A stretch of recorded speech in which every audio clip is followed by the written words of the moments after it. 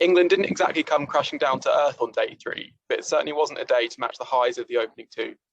After taking the last 2 England wickets quickly, India reached stumps on 215 for 2, trailing by just 139. Taha, are India back in the game?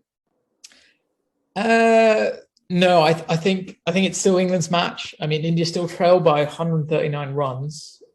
Yes, they've got 8 wickets in hand, but it's the new ball tomorrow morning, and you'd bank England on making making 1 or 2 breakthroughs in that first session. I mean, if India get through that first session, I mean, it's as cliche as it is. If they get through that first session, then we're maybe talking. And there's obviously, we know Headingley can do weird things to teams, but this is still very much England's match. What I will say is that after what happened that first day, that was the match almost done, and it's about trying to get as much as you can, out of the rest of the match. And I think India maybe can feel bad that they've got, at this moment in time, they've got Virat Kohli and Pujara batting really well at the crease, 2 guys who have kind of struggled in the series, and you're almost giving them time at this crease, you're giving them runs, you're giving them confidence, and it's almost like, look, maybe we've lost this game. I'm sure Virat Kohli doesn't think that, but there's a part of him that thinks, okay, this game may be gone, but there's still something to be achieved from this game, because at the end of the day, we're in a test match series. This is the 3rd test. There's 2 more tests after this, and you're trying to, I don't know, gather as much momentum as you can rather than just sort of wilt away. Yeah, I mean, I guess, yeah, you're putting miles in the England bowlers' legs as well. I think if you're an England fan, you're looking at this game, obviously it does feel very different to say England had made 339 in response to 200 and then taken two quick wickets with the new ball. That's effectively the same situation as right now, but it doesn't feel like it. But I think you're right that second new ball will be massive, because England bowled, I thought England bowled really well with the new ball this morning, but just without reward. And Anderson has actually been a lot better with the second new ball this summer. I think the first new ball, I think those might have been his first new ball, as in first new ball wickets in the first innings this summer, in the first innings of this test. On India, Rohit batted really well, as you'd expect kind of at this point. But I think they'll be especially heartened by the return form of Pujara, who was 91 not out at the end. You always talk about it a bit, but I thought he was excellent, really. This was almost a last chance knock for him. He'd gone 12 innings without a 50 for today. And it might well have been, if he gets another failure and to lose this test heavily, that could have been it for a little while. But he seemed like a player sort of freed up by the pressure almost. He scored really quickly, or quickly for him, and well, quickly overall for this series. But he scored much quicker than he has in recent times. It was helped by some leg side balls from Sam Curran in particular, we'll get onto originally. But by the end of the day, Virat Kohli was having to turn him down for singles, which is not something you see often. And Kohli looked good as well today, I thought. What do you make of those 2?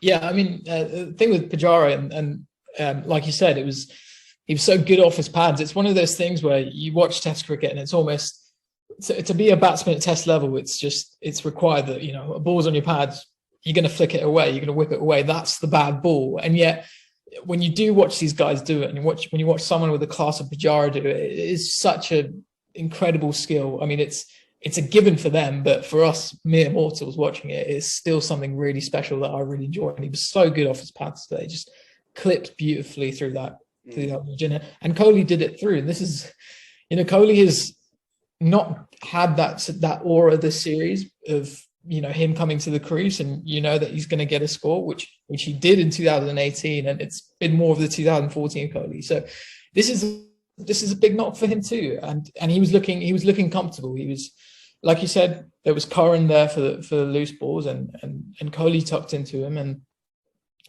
we'll see what happens tomorrow morning. But this feels like a big moment in the series. What happens with this partnership? Yeah, we mentioned him a few times, but Curran was not great. He conceded nearly 4.5 and over and went wicketless. He averages 17 with the bat and 48 with the ball since the start of 2020. So that's quite a long time, really. Time for a break after this game, do you think? Well, when we were picking out our teams for this test, I thought it would be best for England to opt to play Overton and Mahmood, where you have Overton, who we saw him bat quite well this morning as well. you have Overton as that number 8. I think he's more than capable of doing that. With Curran, it's just that almost sense of, you don't really look to Sam Curran for consistency, but you do look for him to have those magic moments, and he's not really given that this series. He's not given the impression that he might just conjure something out of nowhere, which he's become famed for. And so, my thinking would be that England maybe leave him out afterwards. But then the great thing about Sam Curran, the sort of beauty of Sam Curran, is that we're talking about him tonight, and maybe tomorrow he comes on first change with that new ball, and then runs through India. I wouldn't put it past him. Yeah, that's the thing. He's always been a player who is like in danger of looking quite innocuous, and you're kind of thinking like, how is this guy sort of like, he doesn't look like a test cricketer at some points, and then he does something where it's like, well, that is just he's changed the game in an instant right there, and so it would be quite some kind of thing to do it tomorrow. But as you say, he hasn't done it that frequently recently, and so at some point you've got to look at the overall package and think like, is Overton and Mahmood going to do more for England than Curran and one of those two? I guess the main question really is what's changed versus the first morning in this innings? Is it the conditions? Is it how England bowled? Is it how India batted? Is it just luck really that in that first innings the edges sort of found, or the ball found the edge of the bat and the edges found the hand, or what has happened? Well, they showed that bit of analysis on Sky as well, that England was sort of pretty much bowling the same length that they'd done in that first innings. And sometimes it is just a game of luck. Nothing went India's way that first morning, and maybe now they're just getting, maybe it's falling on their side now. Yeah, I guess that's the hope for England fans, is that if they bowl just as well tomorrow morning with that new ball, then things could change quite quickly. But I feel like, and you sort of said this early on, even if India don't win, I sort of feel like this batting performance makes them favourites for the rest of the series. I mean, they might even have been, even if England had won heavily, but I feel like if they had collapsed again and it had been over today, it would have felt quite different. England would have been rampant, and while kind of this game has sort of entirely shown up the constant momentum, considering where the two teams were coming into it, it'll be quite tough for England to finish this game on a high.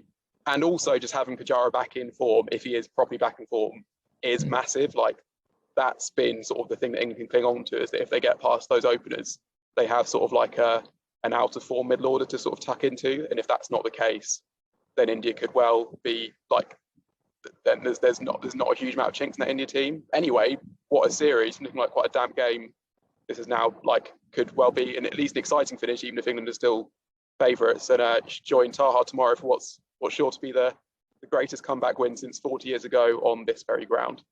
Cheers.